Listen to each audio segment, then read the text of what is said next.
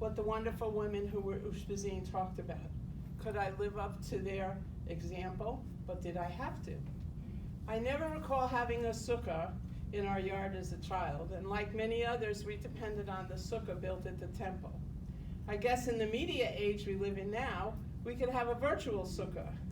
Get a picture, project it on the wall, bring up a table and chairs, sit down and have a meal. Sounds interesting. Interesting concept. So what or who is an Ushpizin?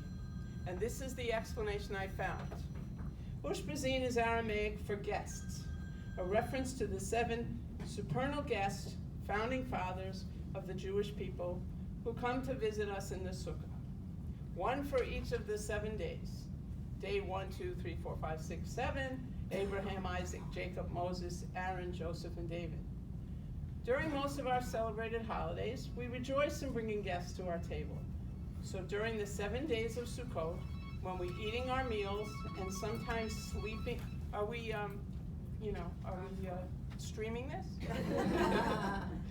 When we are eating our meals and sometimes sleeping under the stars or the clouds, we are supposed to invite guests to our or the hungry to share our meals.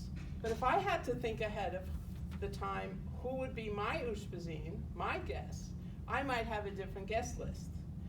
As I read the list of guests cited in the definition, I thought of how I would change mine.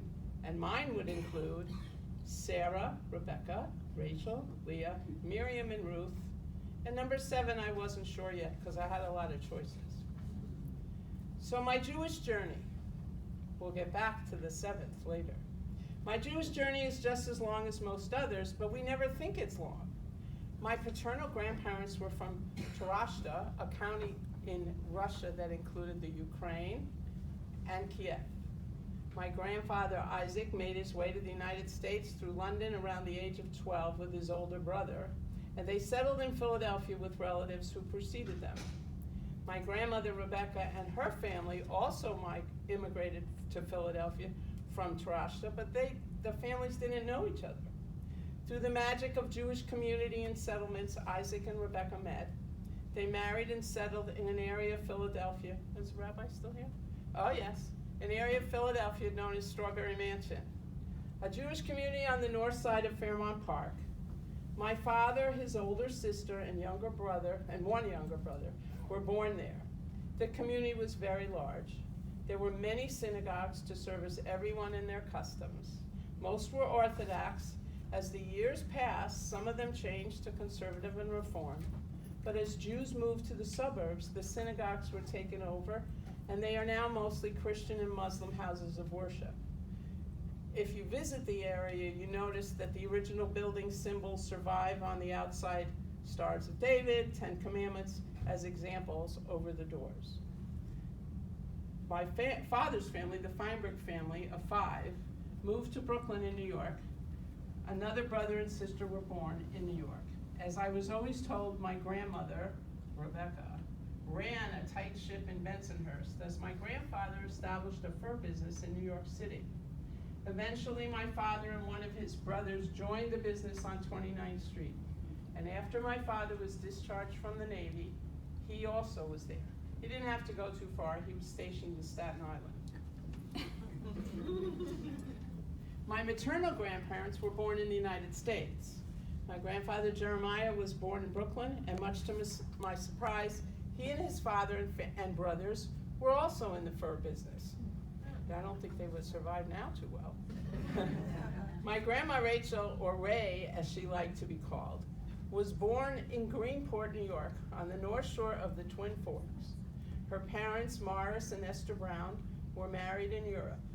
My grandmother's younger brother, Abe, was interviewed for a book about the history of the Jews on Long Island. He told the story that his father came to New York in 1879 with relatives, and some that had already lived here gave him $3, told him to get a basket of tchotchkes and get on Long Island and just walk. And he walked over 100 miles and sold his wares or whatever he had, and he ended up in Greenport and settled there. As soon as he had enough money to pay for her fare, he brought my great-grandmother from Europe. And my grandma Rachel was one of 5 children, 3 brothers and 2 sisters, and she graduated from Greenport High School in 1905. Years later, her parents moved back to Brooklyn. My grandmother met and married Jeremiah Levy and settled in Brooklyn. My mother was born in Brooklyn, as was her sister. One of my personal joys, as my children would note, my grandmother's scrapbook, which she has all of her mementos from 1904, her junior year in high school, through 1973, the year Jennifer was born. And I actually had to go look through this yearbook to find things, scrapbook. My parents, Gladys Levy and Jack Feinberg, met when a group of their friends got together on a weekend evening in Brooklyn. They started dating and married in December 1939. The merging of two Jewish families with different customs. The Feinberg family was Orthodox, and the Levy family leaned towards the Reform. Although the family did observe many Orthodox tradition, the common denominator was they both kept a kosher home. I always thought my mother used to say to me, I kept a kosher home because I have 3 sets of dishes. My parents moved to an apartment on Ocean Avenue in Brooklyn, and my sister was born in 1942. When I was born in 48, they were already living in Freeport, and my father commuted to the city to work. In 1952, my sister Linda was born, and my older sister was attending school in a Reform synagogue in Baldwin. Take note, Reform synagogue, the beginning of the temple, gathering of temples. Somehow there must have been a meeting of the minds, and my mother seemed to win out for the Reform movement. Our family always visited my grandmother's home in the town of Greenport on holidays, especially Thanksgiving.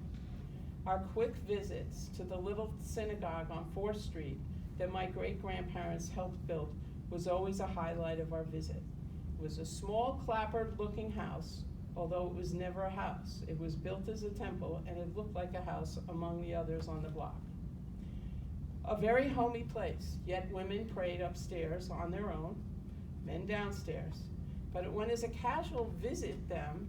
My aunt and uncle would take everybody to the temple, and you'd sit around in the temple like it was your living room. And presently, the temple is still open all these years, and the men and women pray together.